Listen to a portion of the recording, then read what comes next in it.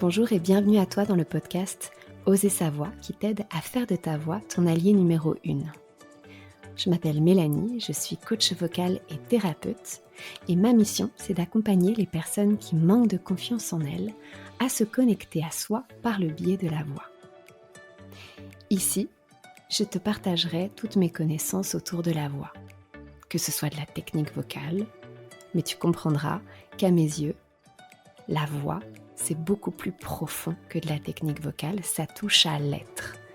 Donc tu pourras entendre tous mes conseils, toutes mes introspections autour de la voix et tout ce que j'ai pu apprendre jusqu'à maintenant sur mon chemin. Ensemble, je nous souhaite de conscientiser un peu plus chaque jour qui nous sommes. Éveillons ensemble notre plein potentiel. Incarnons notre essence et prenons notre place, vocalement et physiquement parlant. Ensemble, transformons-nous. Allez, c'est parti. Bonjour à toutes et à tous, je suis absolument ravie de pouvoir vous retrouver dans le 5e épisode du podcast. J'espère que vous vous portez à merveille. Aujourd'hui, j'avais à cœur de vous partager un sujet que je porte beaucoup dans mon cœur au niveau de la voix. C'est justement voix intérieure et voix extérieure. Alors, qu'est-ce que j'entends par ces termes-là ? Tout simplement, la voix extérieure, donc c'est notre voix, la voix parlée, la voix chantée, la couleur, le timbre, l'intensité de notre voix, etc. Et la voix intérieure, c'est cette petite voix qu'on a tous en nous. Et justement, j'aime bien la caricaturer un petit peu comme ça, cette petite voix intérieure. Moi, je l'imagine assez comme un personnage. Et ce petit personnage, si on n'en prend pas soin, si on ne le nourrit pas positivement, etc., c'est comme si ce petit personnage, il allait devenir notre petit ennemi intérieur. Et une fois qu'il est devenu notre petit ennemi intérieur, alors comment il devient un petit ennemi ? C'est justement quand on commence à se parler de cette manière-là. Je vais pas y arriver, de toute façon je suis pas capable de chanter, ma voix elle est moche, elle est trop aiguë, elle est trop grave, je l'aime pas.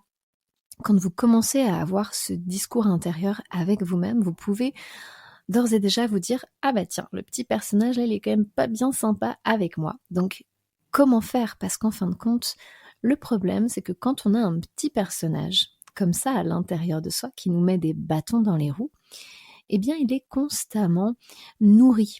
Et on le nourrit sans nous en rendre compte. Et au final, on reste dans nos blocages.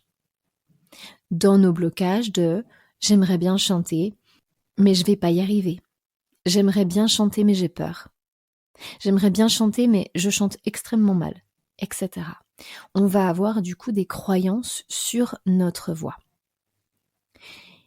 Et ce petit personnage, il se construit, bien évidemment, par nous-mêmes, mais également par notre histoire.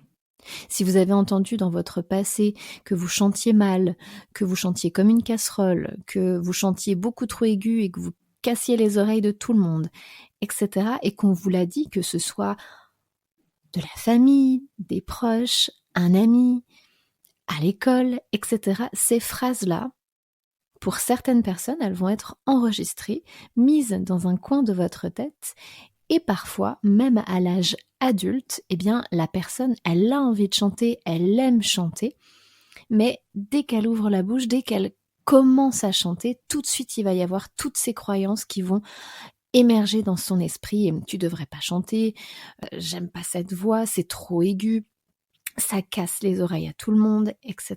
Et vous devenez votre propre bourreau, quelque part. Et en fin de compte, c'est important de pouvoir en prendre conscience. Et je m'en suis rendu compte tout simplement parce que au tout départ que j'enseignais, j'avais à cœur du coup d'enseigner les techniques vocales, etc., telles que je les connaissais. Et puis, il se trouve que plusieurs fois, c'est vrai que je rencontrais des personnes qui avançaient dans leur technique vocale, qui progressaient, je l'entendais. Et quand je disais à la personne « T'entends, c'est bien, continue, tu progresses », la personne restait avec un discours très négatif envers elle-même, très dur. Et je comprenais pas, je me disais, mais comment ça se fait qu'on n'entende pas la même chose? Et c'est en creusant, en expérimentant, je me suis rendu compte à quel point le discours intérieur que l'on avait envers soi-même, eh bien c'était tout le temps lui qui primait sur le reste. Et vous pouviez faire tous les progrès que vous vouliez, à la fin le résultat était toujours le même, il n'y avait pas de satisfaction. La voix était pourtant belle, mais la personne me disait « non, j'aime pas ce que je fais ». Donc, j'ai complètement intégré ce travail de discours intérieur dans mes accompagnements, de la sorte que ça devienne possible de faire de ce petit personnage, qui n'est pas toujours très sympathique, un ami, un soutien. Un petit personnage qui va devenir, en fin de compte, votre premier soutien, celui qui va vous encourager, celui qui va vous dire « c'est bien, on progresse, on avance, c'est bien, je suis fière », etc.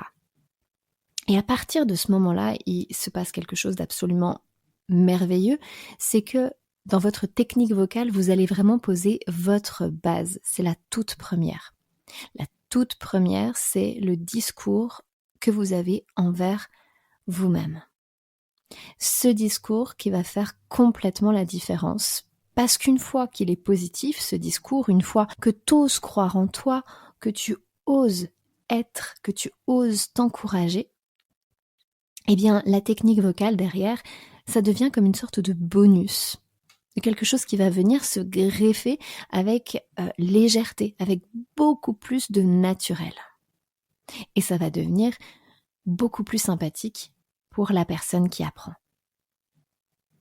Donc, veillez toujours à ce que ce discours intérieur soit bienveillant envers vous-même. C'est vraiment une base qui est tellement importante pour pouvoir évoluer de manière saine. Il faut qu'à partir d'aujourd'hui, vous puissiez croire en vous, que vous puissiez vous dire que c'est bien.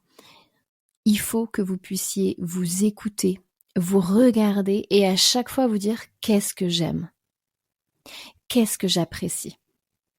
En quoi j'ai progressé ?»